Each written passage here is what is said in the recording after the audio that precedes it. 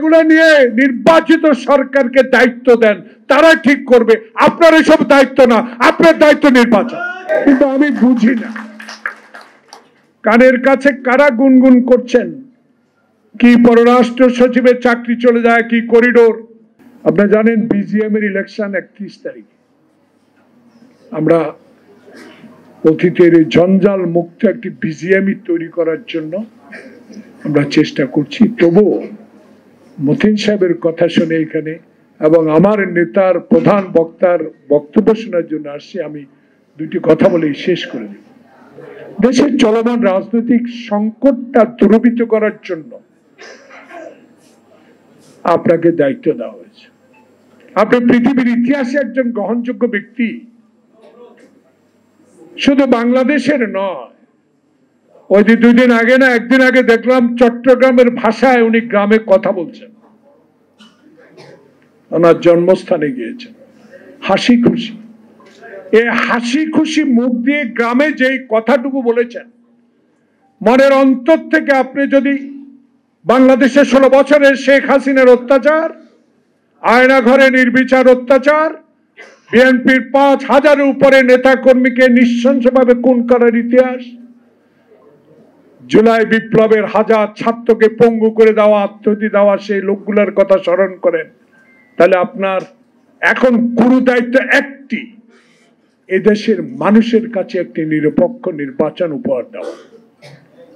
তাই মাওলানা মতিনের এই 29তম মৃত্যুবার্ষিকীতে আমার নেতা নজরুল ইসলাম খানের এই লেবার পার্টির নেতা কর্মীর উদ্দেশ্যে বলতে চাই, খালি পায়ে যুদ্ধ করে যে দেশ স্বাধীন করেছিলাম, 22 পরিবারের বিরুদ্ধে লড়াইয়ের জন্য আমাদেরকে যারা এই মুক্তিযুদ্ধে অংশগ্রহণ করার জন্য অনুপ্রেরণা জাগিয়েছে, তাদের আত্মা শান্তি পাবে। ডক্টর ইউনূস, যদি আপনি আমাদের নেতা তারেক রহমানের ভাষ্য মতো আমাকে ক্ষমতায় নয়, বিএনপিকে ক্ষমতায় নয়, বাংলাদেশের মানুষ যেন মৃত ব্যক্তির ভোট থেকে রক্ষা পায়, আমার ভোট আমি দিব সচ্ছল পায়ে নিরপরাধ হয়ে আমরা যেন ভোট কেন্দ্রে যেতে পারি, সেই ব্যবস্থাটুকু করে।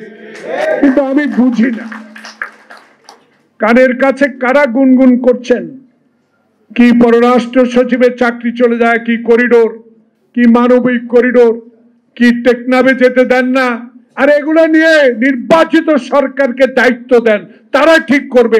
আপনার এসব দায়িত্ব না, আপনার দায়িত্ব নির্বাচন। এসব করে কোনো দেশে লাভ হবে না। আজকে দেখলাম পত্রিকায় 101 জন ডিসিএসপির নাম প্রকাশ হয়েছে, যারা হাসিনার আমলে আমার আপনাকে ভোট দিতে দেয়নি। খালি নাম প্রকাশ হয়।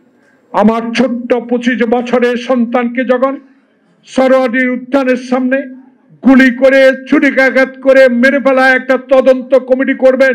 আব্দুল হামিদ চলে গেছে, তদন্ত কমিটি করবেন, লাভ কি? তদন্ত কমিটিকে নিয়ে আব্দুল হামিদের আনতে পারবেন? 70-এ আনতে পারবেন? কোনোদিন আনতে পারবেন। তার আগেই প্রিপারেশন নেওয়া উচিত। তার আগে আপনার দায়িত্ব এখন নির্বাচনের পথ বেছে নেওয়া এবং জনপ্রতিনিধি যারা হাসিনার বিরুদ্ধে 16 বছর লড়াই করেছে, তাদের হাতে ক্ষমতা দেওয়া একটি নির্বাচনের মাধ্যমে। সবাইকে ধন্যবাদ। আসসালামু আলাইকুম।